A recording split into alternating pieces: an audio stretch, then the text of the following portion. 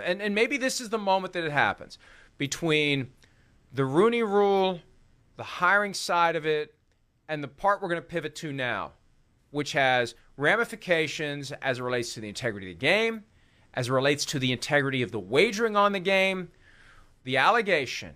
And, one of the things you got to convince a jury in a racial discrimination lawsuit or any lawsuit based upon hiring or firing on protected characteristics or retaliation because somebody reported a safety violation or whatever and they became known as a troublemaker. So now, this person's gone. We just got to come up with a reason to get rid of them. You have to convince somebody that the motivating factor was the protected characteristic. And what seems a little clumsy to me as you look at this lawsuit is the idea that, okay, you can make a pretty good case that there's a racial bias baked into ownership of NFL teams. But when you say the owner wanted me to lose games deliberately in 2019 and I said no, and he offered me $100,000 per loss and I said no, and that made him not like me, that's not a racial bias. That's my employee isn't doing the thing that I want him to do. Now, it's possible, and it depends upon the laws of the given state. I know in West Virginia, you would be able to craft together an argument that by virtue of standing up to a request that you violate federal law, the retaliation against you for that, if you became known as the troublemaker who had to go, you'd have a separate legal right. And maybe he'll amend his complaint at some point to craft a separate theory that he took a stand, and under Florida public policy, he should not be ejected in whole or in part because of that. But it is a separate thing altogether. And it makes me wonder why they brought it out now, other than to get attention to the lawsuit and, hey, hang the banner, mission accomplished. Because that's gotten more attention as time goes by than the other side of it. We've known about the other side of it. We've known about that problem for years. We didn't know about this other thing. And this other thing's a pretty big deal too.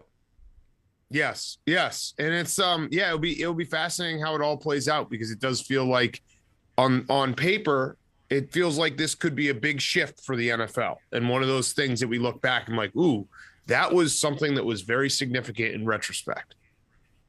Let's hear from Brian Flores from one of the various interviews that he did yesterday regarding the allegation that Stephen Ross offered him $100,000 per loss in the season that was supposed to result in the Dolphins ending up with the number 1 overall pick.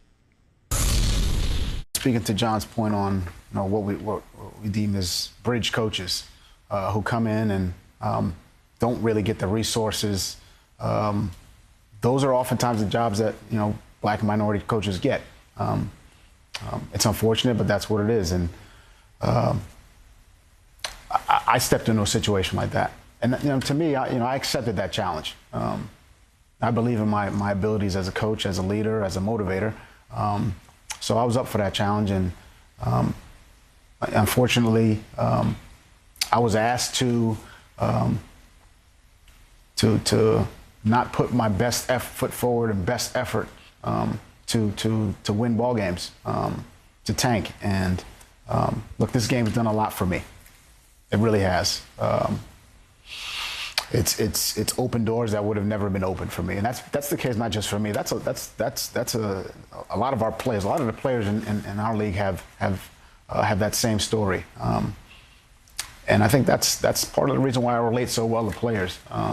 So to disrespect the game is just, it's something I wouldn't stand for, and ultimately that strained some relationships in Miami. So Brian Flores has made it very clear in the lawsuit and throughout his media tour yesterday that he was offered $100,000 to lose games deliberately to enhance the draft status of the Dolphins in 2020.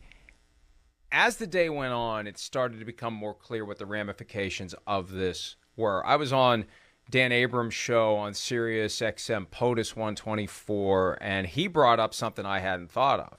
Because I'm thinking, hey, if this is true, Ross has to sell his team. He's out. He's done. He's kicked out of club oligarch. There's a federal law, the Sports Bribery Act, and Abrams brought this to my attention, and I did the research, and it's like, you know what? This applies. And it doesn't have to just be an offer that's accepted. it can just be an offer that's made, even if it is resisted and ultimately rejected. Up to 5 years. Now, Stephen Ross is not going to do a perp walk on the wrong side of 80, but he could be prosecuted. There could be a prosecutor out there. I've had this conversation with people in the league before. One of the things they quietly are concerned about is an ambitious prosecutor has jurisdiction over something that lands on his or her radar screen and convenes a grand jury that nobody knows about and starts gathering evidence. And the next thing you know, indictments fly. And you don't know any of it, typically, often, until the indictments happen. This is gift-wrapped. This is gift-wrapped. If you believe Brian Flores, this is a gift-wrapped case of violation of the Sports Bribery Act. Now, Hugh Jackson kind of chimed in and suggested the Browns were doing similar things. It's not as clean and simple and credible, frankly, as the Flores allegation. And it invites, it almost cries out for a prosecutor somewhere to start looking into this. Yeah, it's crazy. And this is one of those things that I think if it's proven true, will rock sports for a very long time, because like you just said, there's federal laws that can be brought up here. There's the gambling aspect of it where gambling has become legalized across America, and you have someone potentially trying to fix a game. Like this has happened in European soccer, and they've had very big issues. I know Italy has had very big issues with that. No offense, Mike Florio, but it's a very, very serious allegation that's thrown out there. And I also wonder if Adam Gase is like, I could have stayed and made millions because I would have just kept losing with the Dolphins. Well, there are plenty of coaches out there. There are plenty of coaches out there who would say, I didn't realize that I could get extra money for doing what I was doing for free. Plenty of coaches would be able to fit their foot into that shoe. Now, as the day went on, it got more interesting because late afternoon, Cameron Wolfe of NFL Network, the media conglomerate, partially owned by all of the owners. So Stephen Ross holds paper on NFL Network. Cameron Wolfe says he's spoken to a witness who heard the offer from Flores, or from Ross to Flores. Listen, if you're a prosecutor, you understand. I got a high standard of proof here. I got proof beyond a reasonable doubt. I got, if it doesn't fit, you must acquit. If it's just this guy's word versus this guy's word, reasonable doubts all over the place. You start bringing in other people to say, oh yeah, I heard it too. All of a sudden, the glove fits. And it was astounding to me that of all of the media outlets in the world that could have added that nugget, that very important tiebreaker to the mix, it was the one that Ross partially owns. I literally fell out of my chair, but that has something to do with my overall clumsiness. It was unrelated, but I fell out of my chair when I saw that. That is crazy. I mean, this again, I'm floored by this if it's true. There's also another side story here, Mike, that I wanted to just discuss real quick. I feel bad for Tua because every story that comes out is essentially we didn't want Tua so badly that we were trying to throw games for $100,000. There was a story a few weeks ago, or maybe last week, where it was like we were ready to trade like 6 draft picks just to get Joe Burrow. And a lot of this is hindsight. Whenever you see a quarterback have success in a similar draft class, a lot of times people will scurry to their own and be like, oh, well, we were thinking about drafting this guy. Of course we wanted him. But I always think back to Tua's, like every story has like a link to him just being like, we really don't like this guy. But the reality is it started as tank for Tua. When he broke his hip, that's when the Tua train ended. And that's when Ross started to fall in love with Joe Burrow. And because Mike Brown, the owner of the Bengals, refused to ever even listen to what Stephen Ross was willing to put on the table to go from 5 to 1, Ross got no shot at the guy he wanted. And I personally think, as Joe Burrow got better and better and became a superstar through 2021, that helped Ross become receptive to the idea of firing Brian Flores. It's because it's pissing him off. Hey, I own the team. This is what I wanted. Why should I have to tell anybody? Why should I have to offer anybody $100,000? I should just have to tell them this is what we're going to do. This is what we're going to do. I want to lose games this year strategically because I want the first pick next year. How hard is that to understand, Brian Flores or anyone else? I'm not saying it's right, but that's the attitude. That's the mindset. So there went Big Cat. We'll have to get Big Cat back. I was going to tell Big Cat, that was quick. That was sudden. What Somebody happened? doesn't want Am us I talking still about here? this. Here he is. We still hear you. We'll get the visual back. Big Cat, you'll be back in a second. I got something funny to tell you, though. Last night, I wrote a story about Stephen Ross's statement. We'll get to that in a second. Then I wrote a story about how the real problem here is the NFL incentivizes tanking by the way that it structures the draft. The worse you are, the higher level of dibs you have on the incoming players. And usually how it works is you realize at some point in November or December, we suck. So we're not going to make the playoffs. Well, why are we trying to win these games? We're only hurting ourselves. Now, let's go ahead and be as bad as we can. Let's evaluate our young players, and let's try to get dibs. And the only real smoking gun we have in that regard, the closest thing to a smoking gun, is the last game of the 2014 season when the Buccaneers were playing the Saints, leading by 11 at halftime. 21-10 was the score, I think. Lovie Smith, coach of the Bucs at the time, pulled all the starters. And I know the Saints were like, what the hell's going on here? And the starters who weren't pulled were like, what the hell's going on here? Why are we the ones who were left? What does that say about us? And the next thing you know, the Saints win. The Buccaneers lose. The Buccaneers win. The Buccaneers get the first overall pick in the draft. And I made the comment last night that because they did it to get Jameis Winston, the punishment kind of fits the crime in hindsight. So the Jameis Winston, I know. That was for you, but the Jameis Winston guy on Twitter that is all in with Jameis Winston is after me now. Because I dared to make a flippant. Jameis 1-for-1. I made a flippant remark about Jameis Winston. Because you're wrong. Jameis Winston, statistically speaking, is a future Hall of Famer, Mike. You don't follow. I feel like I'm talking to your cohort, Chris Sims, who got mad at me when I joined TuneIn. He texted me. He's like, I can't believe you've joined TuneIn. I was like, expect us, Chris. We're here. So, yeah, Jameis is an unbelievable quarterback. I think that's way off by you.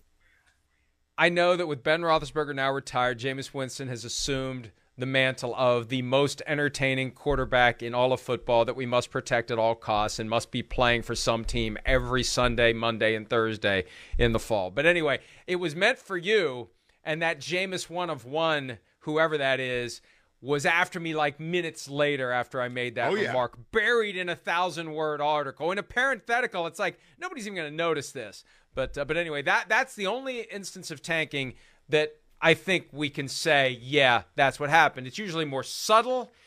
It's usually more deliberate from the standpoint of it happened slowly. The fingerprints aren't there. The fingerprints were all over that one. So this one, if Flores is telling the truth, it's horrible for Stephen Ross. It's horrible for the NFL. And initially, Ross didn't have anything to say. At the end of the day yesterday, late last night, actually, it was around like midnight when the statement came out from Ross. Here he is. With regards to the allegations being made by Brian Flores, I'm a man of honor and integrity and cannot let them stand without responding. I take great personal exception to these malicious attacks, and the truth must be known. His allegations are false, malicious, and defamatory.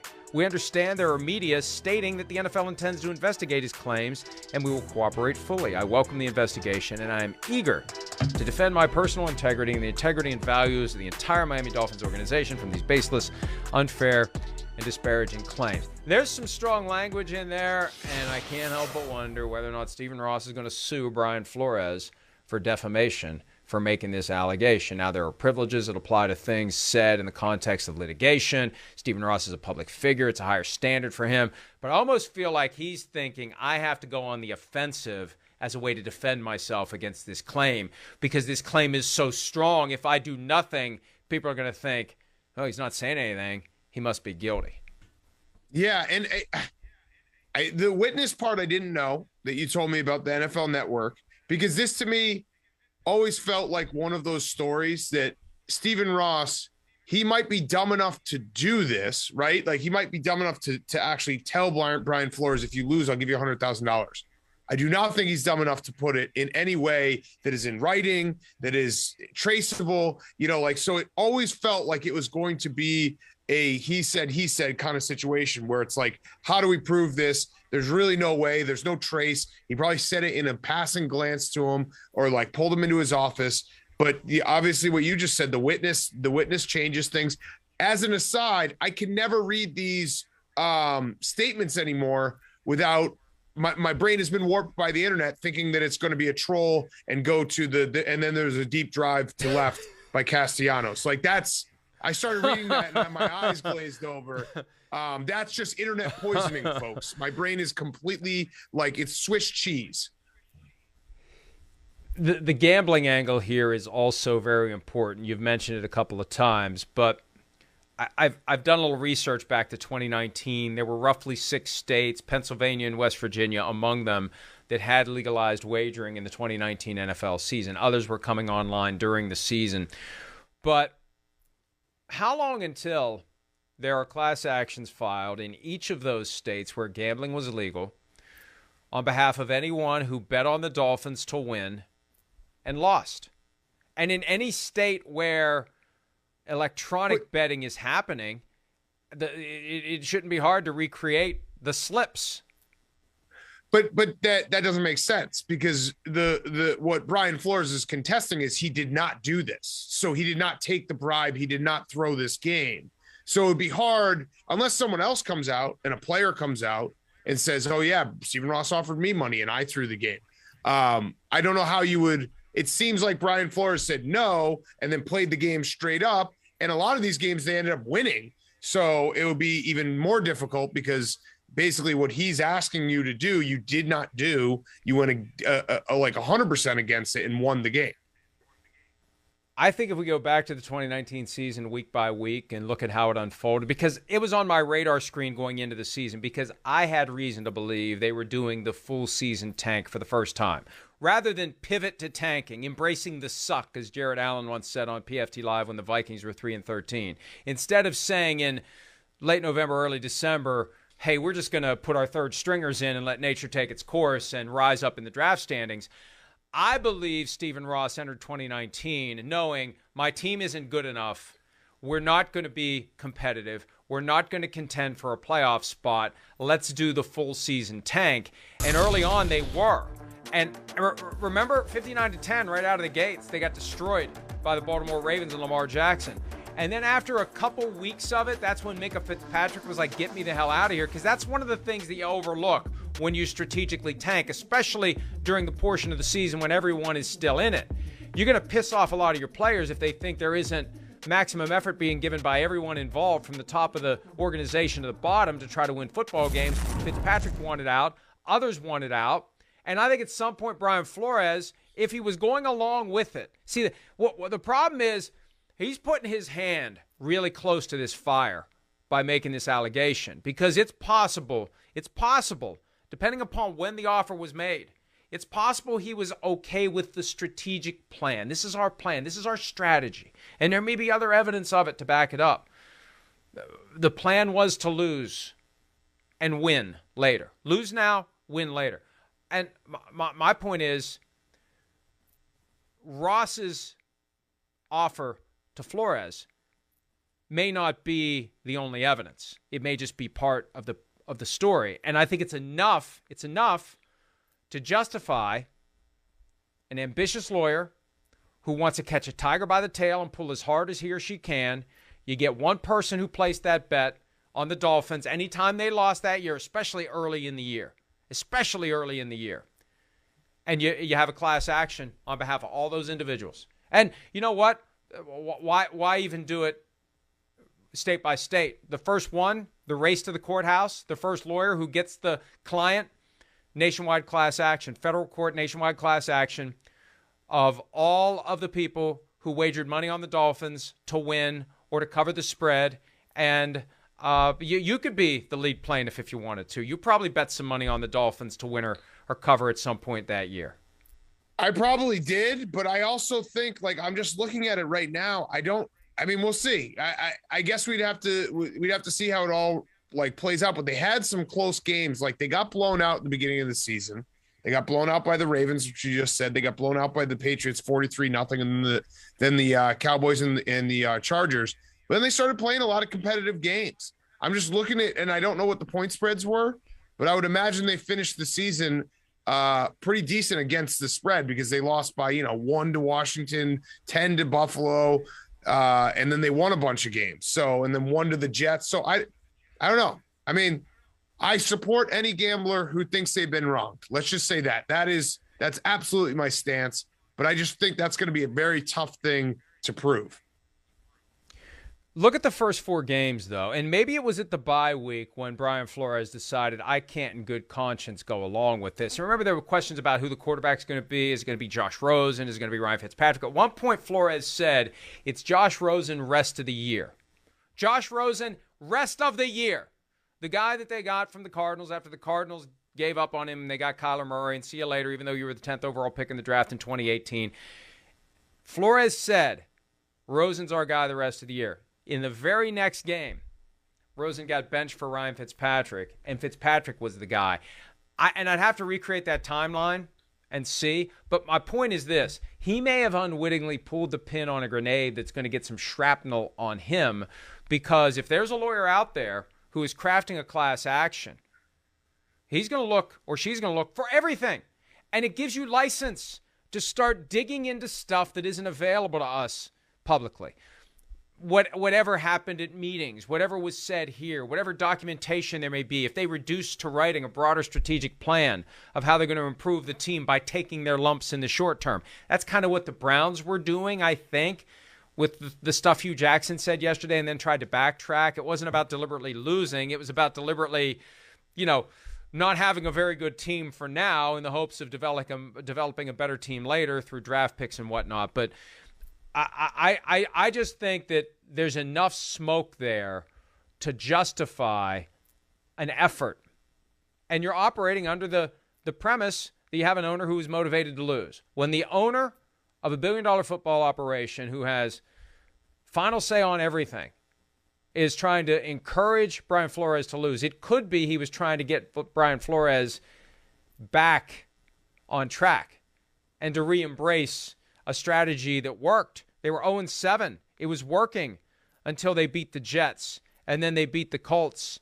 And that's November. The first 2 months of the season, the let's lose all of our games strategy was playing out to perfection by 0-7 imperfection. So all I'm saying is, in this day and age, with legalized gambling, because if gambling wasn't legalized, what were you going to do? You're going to have a class action on behalf of all the illegal bettors out there? No, it goes nowhere.